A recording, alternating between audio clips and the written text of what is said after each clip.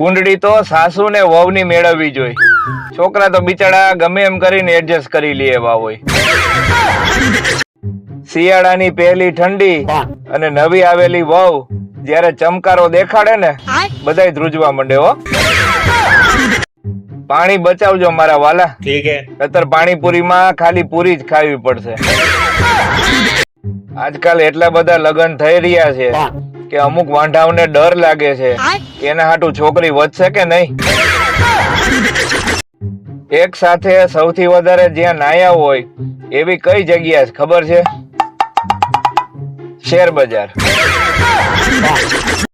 લગ્ન હંમેશા જાડી છોકરી હારે કરવા, કારણ કે એ તમને મારવા દોડે અને તમે ભાગી જાઓ તો તમને પકડી ન શકે. પેલા અડધી લડાઈ એ વાત ઉપર થાય છે કે હાથ તો લગાડીને દેખાડ, અને બાકીની અડધી લડાઈ એ વાત ઉપર થાય છે કે તે મને હાથ જ કેમ લગાડ્યો. આપણા ગુજરાતના 90% પુરુષો એની પત્ની સામે એટલે નથી બોલી શકતા કારણ કે એના મોઢામાં માવો ભર્યો હોય. વહુઓ માટે ખુશ ખબર, જો તમારી સાસુનો વગર પૈસે મોતિયો ઉતરાવવો હોય તો એકવાર એને કહી જુઓ કે આજથી હું રસોઈ નહીં કરું, એના મોતિયા જ મરી જાય. જે દેરની અણી કાઢે એને દેરાણી કહેવાય, અને જે જેઠની અણી કાઢે એને જેઠાણી કહેવાય. જે છોકરીઓને પાણીપુરીનો બહુ ચસ્કો લાગ્યો હોય ઈ ઘરે આવી રીતે પાણીપુરીનું ઝાડ ઉગાડી શકે. આપણે ત્યાં લોકો ગમે એ વાત સહન કરી લઈએ, પણ ઊંધા ચંપલ આપણાથી સહન ન થાય. હું સુધારવાની તૈયારીમાં જ હતો, ત્યાં અંદરથી અવાજ આવ્યો કે તું બગડો તો જ કેદી. મમ્મીએ કીધું તું કે નાના ભાઈનું ધ્યાન રાખજે, ક્યાંય ભાગે નહીં. એલા બાઈ તો જો રૂપાળી ને નમણી ને સૂટા વાળ ને લાલ સણિયા સોડી પાછા. હે બાઈ, મારા લગ્ન થયા તઈ તું ગઈ તી ક્યાં? તમને મન થાય તઈ જોર જોર થી ખીજાઈ લ્યો છો, થોડી વાર પછી પ્રેમથી બોલાવો છો. નથી બોલવું, જાઓ. તમારા સસરા તમને ખુશીથી એક મોટરસાયકલ લઈ દે, પણ તોય તમારા નસીબ હોય તો તમે બેહી શકો. ભાઈ, દુકાન વાળાએ બોર્ડ માર્યું હતું કે અહીંયા ઓટલા ઉપર કોઈ બેસવું નહીં, તોય બધાય બેસતા. પછી એના જુગાડ કર્યો. ભાઈ, બજારમાં નકલી એટલું આવી ગયું છે ને કે અસલી ગોતવું અઘરું થાય એમ છે. નિશાળનો સમય જયારે સવારનો હોય ને ત્યારે અડધા છોકરા તો 10 વાગ્યા સુધી નીંદરમાં હોય. આને કહેવાય, આમ જો, હગ્ગા પતિ પત્ની. ઓ હગ્ગા પતિ પત્ની. મને તો એ નથી સમજાતું કે આ છોકરાએ નાની ઉંમરમાં આટલું બધું જ્ઞાન કેવી રીતે મેળવી લીધું. જો આવું કરવા વાળા માણસોને વાંચતા જ આવડતું હોય તો એ અંગૂઠા શેના લગાવત. તો મિત્રો, હવે ગરમી ચાલુ થઈ ગઈ છે. ડાબી બાજુના મટકા સિવાય બધાય મટકા વેચવાના છે. અણવર માટે એક ચેતવણી રૂપ કિસ્સો સામે આવ્યો છે કે જો અણવર બહુ દોઢા થશે તો એની સાથે આવું થશે. એ સંપા, મંજુ, જમકુ ને હંસા, જરાક આમાંથી જોવો જી. આપણે ભૂલ્યું પડ્યું છે એ આપણા ઘરવાળા સગન, મગન, સવજી ને નાનકો આમાંથી દેખાય છે કે નથી દેખાતા? લગ્નમાં સૌથી મોટો વાંધો આ જ આવે, ગાય જેવી કઈ અને સિંહણ જેવી પધરાવી દે.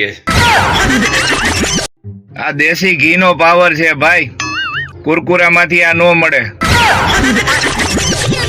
તો મિત્રો, માર્કેટમાં નવા હેલિકોપ્ટર ગરબા આવી ગયા છે. જો આ ભંગારિયું ટીપણું પણ હસી શકતું હોય તો તમે કેમ નહીં? તમે પણ જિંદગીમાં હસો, કોઈને ખબર ન પડવી જોઈએ કે તમારા લગ્ન થઈ ગયા છે. આજકાલ બાળકો ફોન ખરાબ થઈ જાય એટલે બીજો ફોન લે, અને એક આપણે હતા, ફૂગો ફૂટી જાય એટલે એમાંથી આવી નાની બબોટીઓ બનાવી અને માથામાં ફોડવાનું રમતા. કહેવાય છે કે એક હાથે દાન કરીને તો બીજા હાથને ખબર ન પડવી જોઈએ, પણ અહીંયા તો જે માણસ પાસેથી દાન લેવાય છે એને પાછું દેવાય છે. હવે અહીંયા આપણી બુદ્ધિ જોઈ લ્યો. જે ગ્લાસ પહેલેથી ઠંડો જ છે એને પકડવા માટે હેન્ડલ છે, અને જે ચાની પ્યાલી ગરમ છે એને પકડવા માટે કાંઈ નહીં. વાહ. તો મિત્રો, વાગે ઈ ઢોલ કહેવાય અને માથામાં પડે એને ઢોલ કહેવાય. ડોક્ટરે બહારનું ખાવાની મનાઈ કરી હતી, પછી અંદરનું ખાતા તો આપણને આવડે ને. Ititi tuti, ititi hati, itata tutula pialita. એક ચકેડી ફરે ને ત્યાં ચક્કર ચડવા માંડે. હવે તમે વિચાર કરી લ્યો, લગ્નમાં 4 ફેરા હોય, શું દશા થતી હશે. નવા ખેલાડીઓ, તમે ભલે ગમે એવા સીન સપાટા કરો, પણ જો જૂના ખેલાડી મેદાનમાં આવી ગયા ને, તમારું છાબડું બેહાડ દે હો. આપણા લોકોની એક તાકાત એ છે કે આપણે કામ અટકવા ન દઈ.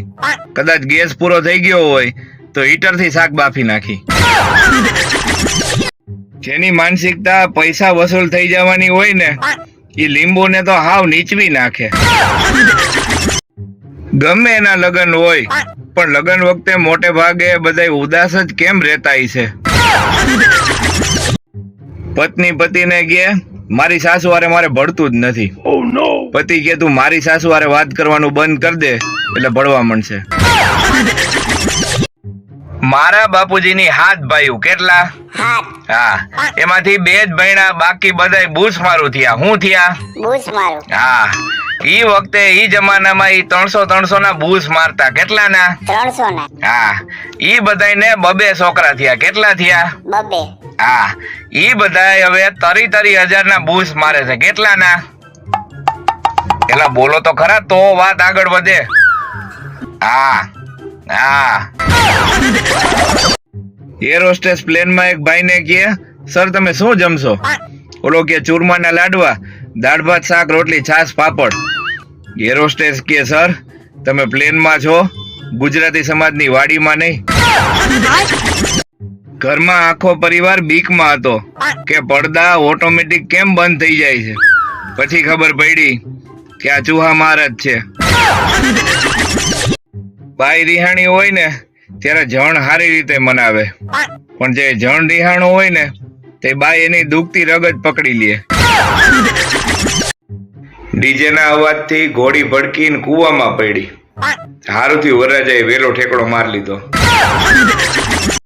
પેલા 5 ને છોડવા અઘરા હતા: કામ, ક્રોધ, લોભ, મોહ ને અહંકાર. હવે બીજા 5 જોડાણા: ફેસબુક, ટ્વિટર, યુટ્યુબ, વોટ્સઅપ અને ઇન્સ્ટાગ્રામ. લગ્ન પછી ગમે એવો સિંહ હોય ને એ કૂતરો બની જાય. જ્યારે નવી વહુ ઘરની બહાર પહેલી વખત કચરો નાખવા નીકળે ત્યારે જોવા મતતી શેરીની બાયું. હું તો ધારું ઈ કરી શકું.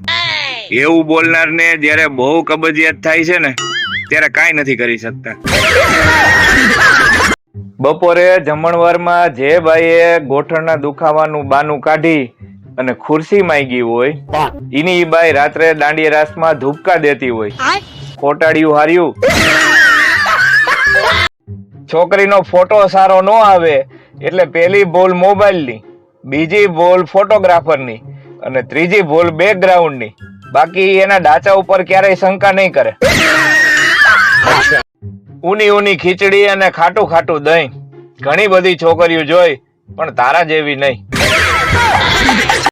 સાસુમાં વહુને કહે, બેટા તમારા મમ્મીએ કોઈ દી રસોઈ બનાવતા નથી શીખવાડ્યું? વહુ કે, ના ના, ત્યાં તો મારા પપ્પા જ રસોઈ બનાવે. પુરુષો બહુ ભોળા હોય છે.